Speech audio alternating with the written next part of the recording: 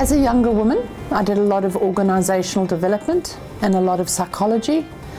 And I figured that from a fairly early age that the best way that I could share the knowledge that I had gained over time and a lot of the experiences that I have was through actually training others.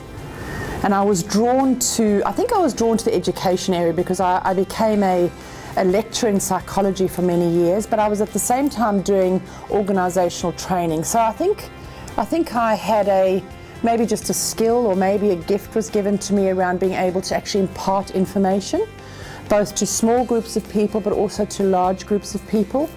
And I really am very passionate about a lot of the things that I train in. I love the work that I do.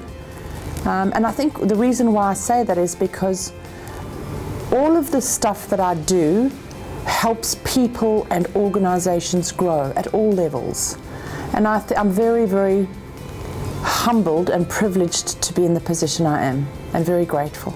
I was born in Africa, and I left Africa when I was 30 years of age. I was born in South Africa, and it broke my heart to leave that country. It really did. But I realized at the time I had young children that it wasn't the country where I was going to raise children in a safe environment. So my background was living there. I did some studying over there, and I had the most amazing job working for a company, a huge company that employed 90,000 people. And I was their communications manager and organizational development manager, and I was really young, but I was just exposed to the most amazing amount of people, diverse cultures, backgrounds, languages. And in the role I had, I was able to travel around the country with the chairman of the board at the time, helping, communicate with his people. I was editor of an in-house newspaper, which won a couple of international awards at that time. And then I became very interested in sharing knowledge, but in also, I suppose, developing people and writing programs. So my psychology and my organizational development and training came from a very early age. I didn't really think to myself, right, I'm going to become an organizational change agent or a culture specialist or a psychologist. I think it was very evolving, and it's just given me the most amazing place to be in my life today. I love what I do, and the ability to share what I do across nations, countries, to work internationally is the most wonderful and it's just so awesome experience.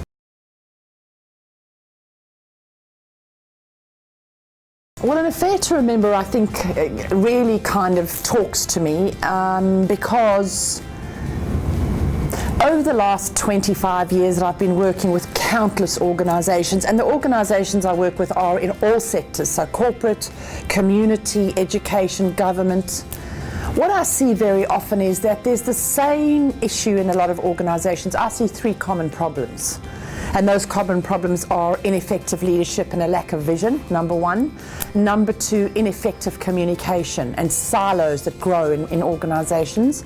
And number three, which results from the first two, is conflict and workplace agitation and frustration. And so an affair to remember really is I go into so many organizations still, and it just feels like so much humdrum, monotony. Like people come and people go. There's kind of no passion, And I remember thinking there is a better way. There's a better way, and the better way is to first and foremost be passionate about your life. Be passionate about what you do. Have an affair. And most people think of affair as secretive and clandestine and a bit saucy.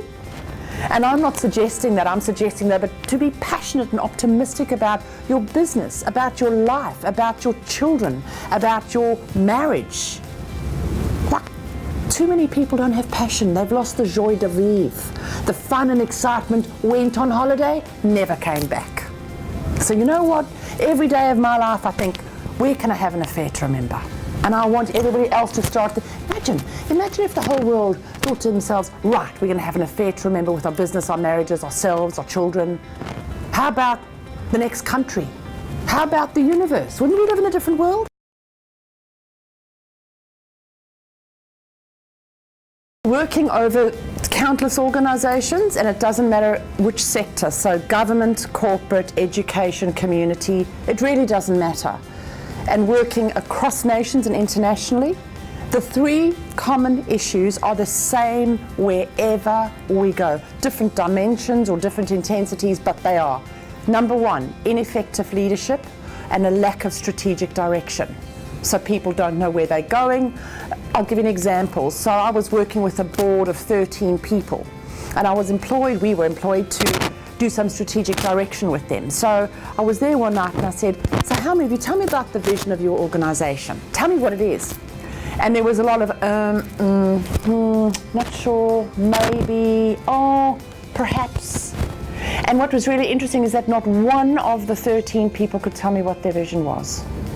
So the point is that if people at the top of the organization don't know what the vision is, how on earth do the people down the line know where we're going, right? Like, get the ducks in a row. But the ducks can't get in a row unless Mama and Papa Duck are in a row. That's the first thing. The second thing is ineffective communication or strategies. So a lot of the time leaders think that, oh, well, we'll just send everyone on a little training program in communicating with confidence for a day. And once they've done a day, then we're all sweet, we're right, we're fine. It doesn't work that way. Communication is a skill where we have to practice, and then we have to practice some more, and then we have to practice some more. And so I think in many ways for a lot of organizations, communication is an add-on. Oh, well, we'll get to it if we can, maybe, perchance. And in fact, in many ways, communication is everything to a business. Because if you don't communicate well around internally or externally with your clients, your customers, your staff, your projects, who's doing what and how, that's when we get called in. Can you help us because we've lost our way? And the second one the third one is conflict that goes on, constant conflict. So political agendas, people don't like each other, what we call the silo mentality. So operations absolutely hates marketing, who've got no time for finance, who completely ignore operations. So four main, departments in an organization that should be critical to its overall success, but we're too busy white-anting. This one doesn't talk to that one, who won't give this one the time of day. And so the three, ineffective leadership, lack of vision, lack of effective communication and strategies, and ongoing workplace conflict.